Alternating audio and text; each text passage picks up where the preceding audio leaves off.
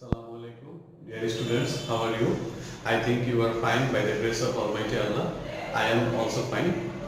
Welcome to BNIS Home School. I am Shariful Islam, Senior Assistant Teacher of Monastery National Ideal School. Today, I shall take an important class for the students of class 7, English first paper. So, dear students, let's start the class. তো সপ্তম শ্রেণীর শিক্ষার্থী আমাদের ইংরেজি প্রথম পত্রের একটা গুরুত্বপূর্ণ ক্লাস না হবে। আমাদের আজকের টপিক হচ্ছে সিন প্যাসেজ ইউনিট 5 লেসন 1 এর বি।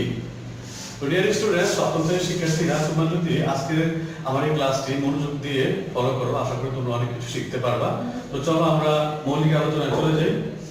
তো ডিয়ার স্টুডেন্ট, আমি আজকে তোমাদের মূল আলোচনা যাওয়ার আগে আমি তোমাদেরকে আগে বিষয়টি দেখাচ্ছি যে তোমাদের পরীক্ষায় এরকম একটি সিন প্যাসেজ আসবে এবং সেখান থেকে তোমাদের 10টি তোমাদের এমসিকিউ বা মাল্টিপল চয়েস আসবে।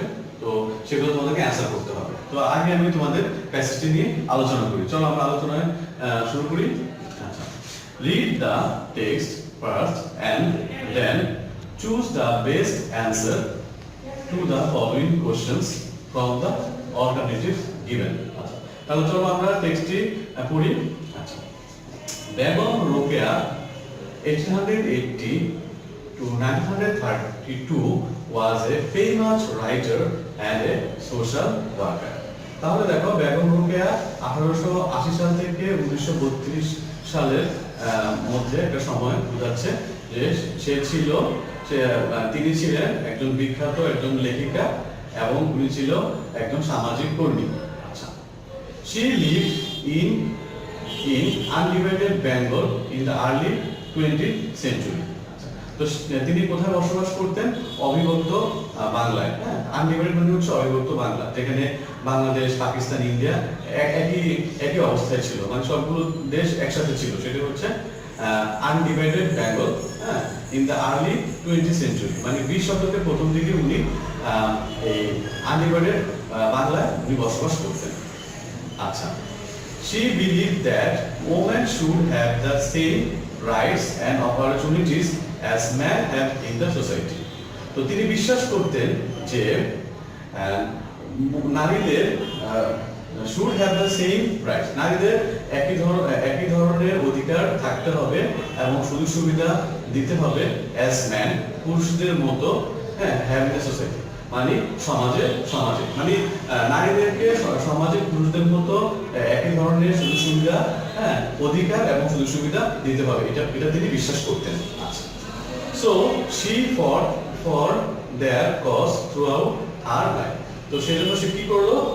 she fought, মানে সে যুদ্ধ করেছিল, হ্যাঁ, সে যুদ্ধ করেছিল for their cause, হ্যাঁ, তাদের বিষয়গুলোর জন্য throughout her life, তার সারা জীবনে তাদের বিষয়গুলো বা তাদের জন্য তিনি যুদ্ধ করেছিলেন। আচ্ছা, Begum Rokeya was born in a village called Pairabond, Rangpur in 1880. তাহলে বেগম রোকেয়া কোথায় জন্মগ্রহণ করেছিল? একটি গ্রামে, যে গ্রামটির নাম ছিল পায়রাবন্দন, হ্যাঁ, এবং উনি পায়রাবন্দন রংপুরে 1880 সালে। তার মানে অর্থপূর্ণ লাইনটির অর্থ হচ্ছে যে বেগম রোকেয়া 1880 সালে পায়রাবন্দর গ্রামে রংপুরে অবস্থিত, সেখানে উনি জন্মগ্রহণ করেছিলেন।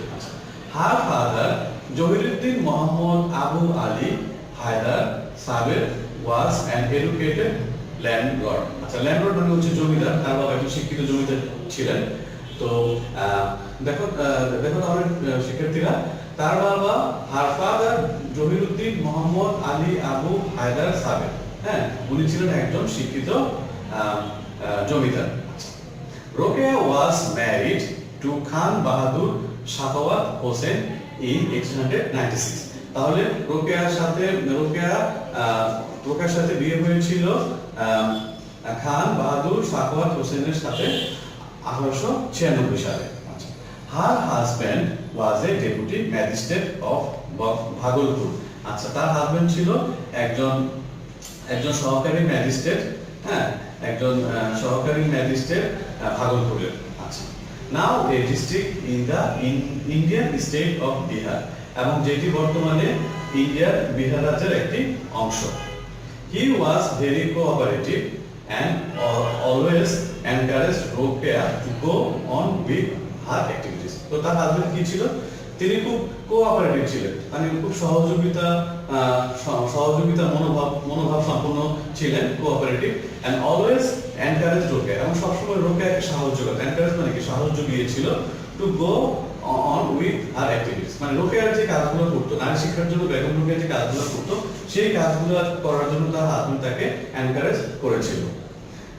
Many upper class Muslims of Bengal at that time learned Arabic and Persian, বা যেটাকে আমরা বলি ফার্সি, as medium of education and communication.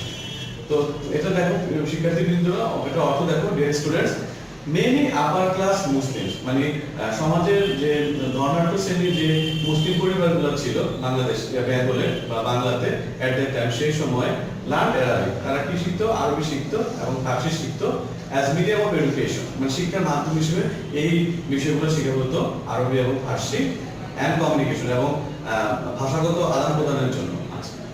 But Rokeya had great love for her mother tongue, কিন্তু রোকেয়ার কৃষির প্রতি তার গ্রেট লাভ ছিল, মানে গভীর ভালোবাসা ছিল কৃষির প্রতি, গ্রেট লাভ, খুব ভালোবাসা ছিল কৃষির প্রতি, তার মাতৃভাষার প্রতি, মাদার টাং। আচ্ছা, সে লার্ন বাংলা, সে বাংলা শিখেছিল, আর English from her eldest brother Ibrahim, তিনি তার বড় ভাই ইব্রাহিমের কাছ থেকে তিনি বাংলা এবং ইংরেজি শিখেছিলেন। তো প্রিয় শিক্ষার্থী, এই হচ্ছে আমাদের সিন প্যাসেজটি।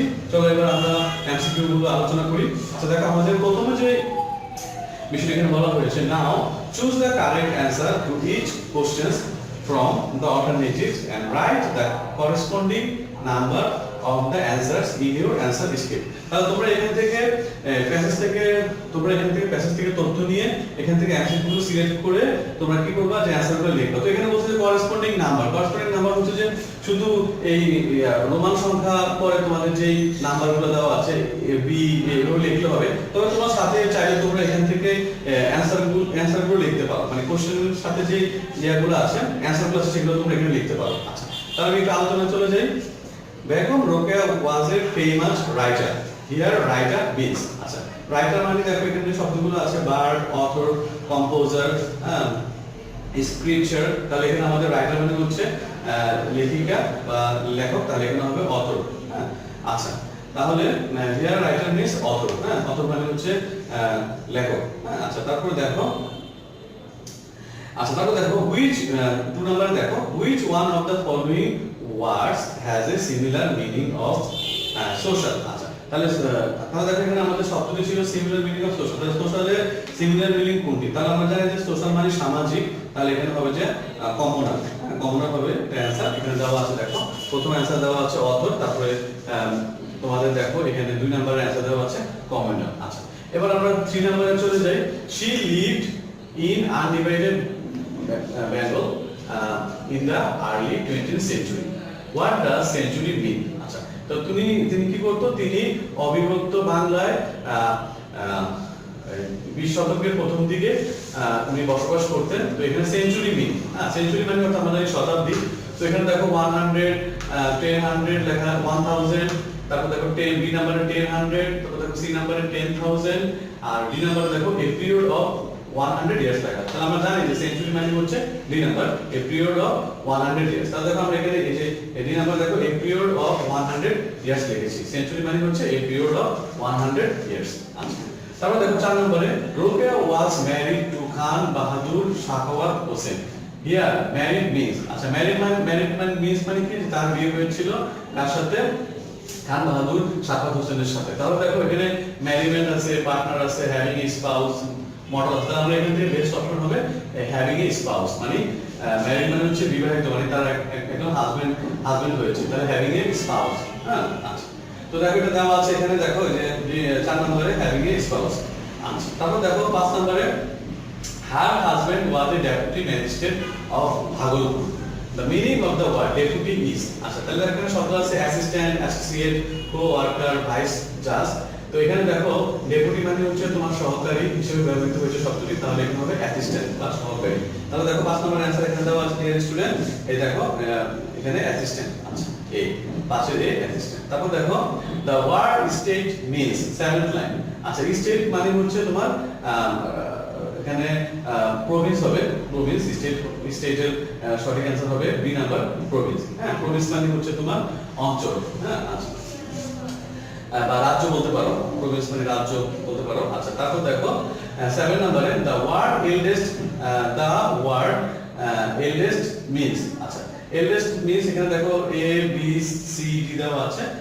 এই নাম্বারে দেখো সিনিয়র মোস্ট, বি নাম্বারে ফার্স্ট। হ্যাঁ, তাহলে এখানে সিনিয়র মোস্ট হবে। এল্ডেস্ট মানে হচ্ছে সবচেয়ে বড়, তার মানে সিনিয়র মোস্ট। এখানে দেওয়া আছে দেখো অ্যানসার, এই যে 7 নম্বরে অ্যানসার দেওয়া আছে সিনিয়র মোস্ট। আচ্ছা, তারপর দেখো দ্য ওয়ার্ড 7 নম্বর দেখো দ্য ওয়ার্ড এনকারেজ মিন্স। আচ্ছা, এনকারেজ মিন্স মানে হচ্ছে সাহস যোগানো বা সাহস দেওয়া। তার মানে এখানে ড্যাম্পেন আছে, রেটার আছে, রিসোর আছে, এনলিভেন আছে। তাহলে এখানে অ্যানসার হবে এনলিভেন। ওকে। আচ্ছা, তারপর দেখো 8 নম্বরে দ্য ওয়ার্ড লিভ মিন্স। আচ্ছা, লিভ মিন্স মানে এখানে দেখো কয়েকটি শব্দ দেওয়া আছে। তার মানে এখানে লিভের এক্সিস্ট, সিজ, ডিপার্ট, ডাই, এখানে হবে এক্সিস্ট। হ্যাঁ, এক্সিস্ট মানে হচ্ছে লিভ। তারপর দেখো লাস্ট 10 নাম্বারটা, she for to deceive the women for, B নাম্বারে to deprive the women of education, C number দেখো to keep the ignorant, D number দেখো for the cause of the women for. তার মানে দেখো সে কেন লড়াই করেছিল, for the cause of the women for, মানে নারীদের জন্য উনি ওনার সংগ্রাম চালিয়ে গিয়েছিলেন বা লড়াই চালিয়ে গিয়েছিলেন। তো এই হচ্ছে মোটামুটি আজকের আলোচনা। তো এখন চলো আমরা ডিয়ার স্টুডেন্টস তোমাদের হোমওয়ার্কের বিষয়ে আমরা কিছু আলোচনা করব এখন। তো তোমাদের হোমওয়ার্ক থাকবে ইউনিট 5 লেসন 3 এর বি নাম্বার।